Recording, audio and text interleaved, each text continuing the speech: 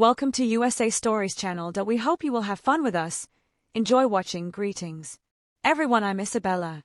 Born and raised in the tranquil haven of Virginia, where tree-lined streets stretch endlessly alongside rows of cozy houses. That's where I spent the golden days of my childhood, wrapped in the warmth of my family. My mother was a tender spirit, her gentle smile greeting me each morning as she bustled about our small kitchen, preparing breakfast and lingering until nightfall as the aroma of her cooking filled the air. My father, a stoic man of few words but immense dedication, poured his heart into providing for us. Our home was modest, a simple structure, yet it overflowed with love. In my memory, everything gleamed with perfection, or so I believed. Be sure to subscribe to my channel so I can keep sharing these gripping true stories with you, and stick around until the end of this one. It's about to take a wild turn. But then at the tender age of 16, my world crumbled.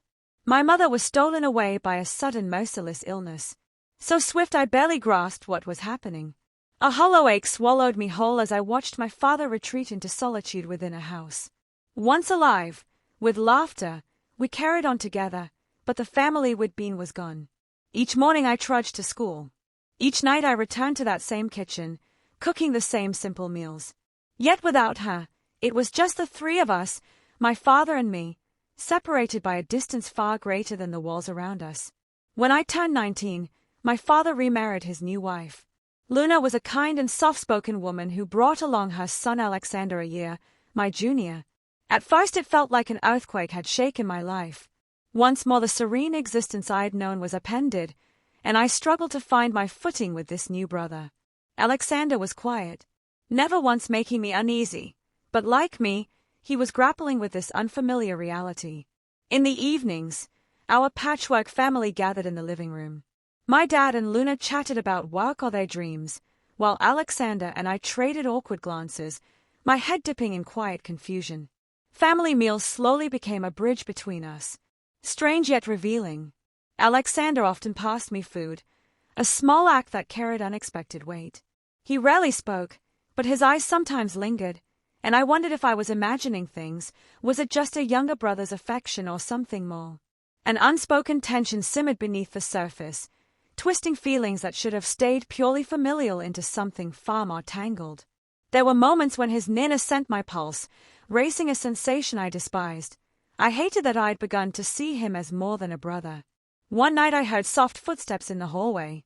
Alexander slipped into my room as he sometimes did for brief whispered talks before retreating. But this time he stayed longer, his gaze searching, mine heavy with something unsaid. The air thickened, charged with uncertainty. I didn't know how to react, but before I could overthink it, I gave a slight nod, inviting him to linger.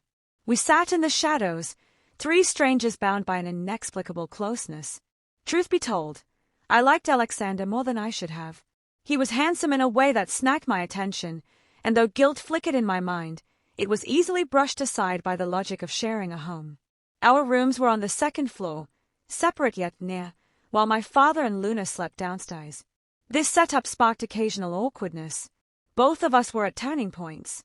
I, a college freshman, and Alexander, a high school senior, buried in exam prep. We were adapting to life's new rhythm, but the tension between us crackled on quiet evenings. We'd sit on the living room sofa, the TV's glow, casting light on our silence as we fumbled for words. What I felt for him wasn't sibling-like, it was deeper, messier. I genuinely liked him, and my heart raced whenever he was near. One peaceful evening shifted everything. My parents left for a 6-day trip, leaving Alexander and me alone. We figured it to be a chance to unwind free from adult eyes. That night we sprawled in the living room, watching a sappy romantic movie. Neither of us cared about just passing time. I whipped up snacks, dried squid fruit and soda to unwind. After a grueling week, it started innocently, our laughter cutting through the stillness. Then came a scene, a couple locked in a fiery embrace. Our chuckles faded, replaced by a heavy quiet.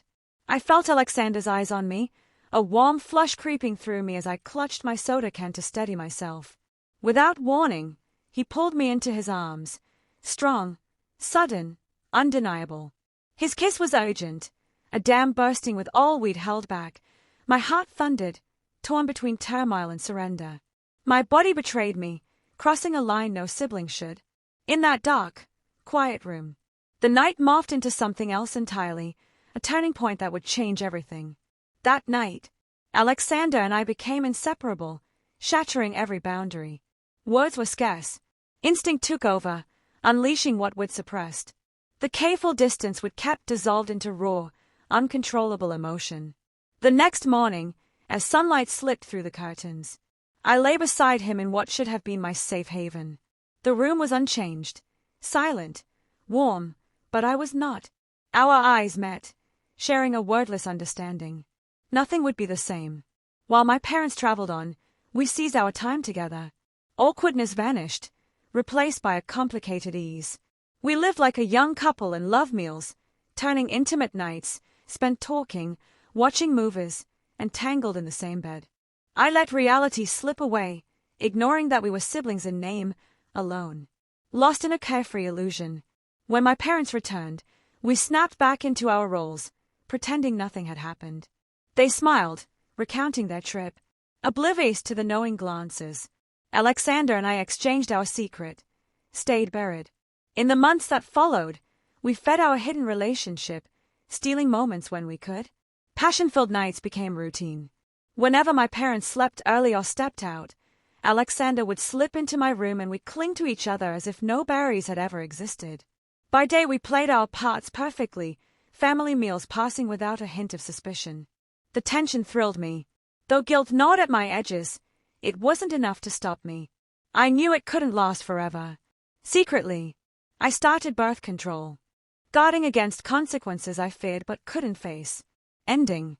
A year later, Alexander graduated and left for college in a new city. The distance hit hard. No more stolen nights. No more quiet closeness. Our relationship paused, though nostalgia often tugged at me after my own graduation. I craved a fresh start. I landed a job as an office worker at a digital company. Nothing glamorous but steady. A lifeline from the chaos I'd known. That's when I met Anthony, the man who rewrote my story. He owned a thriving hair salon in the city, radiating calm confidence and charm from our first encounter. His strength and kindness struck me. He was different. Every tale he told, every look he gave me made me feel secure, a longing buried deep. We fell in love fast, naturally, like it was fated. Soon we married, building the family I'd always dreamed of. Now with our child, life feels fuller than ever.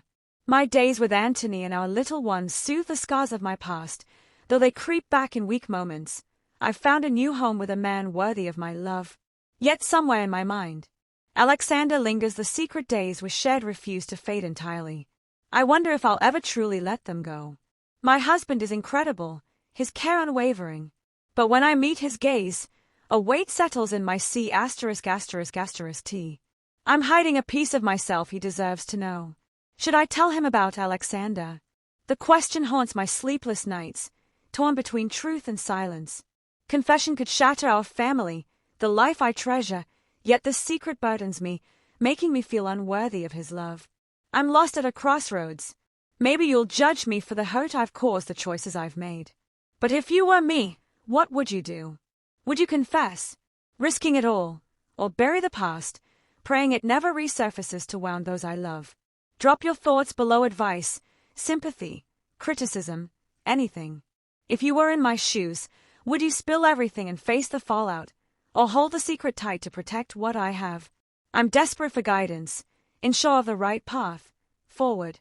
If you enjoyed this suspenseful story and want to hear more, please make sure to like, subscribe, and hit the notification bell for more thrilling content.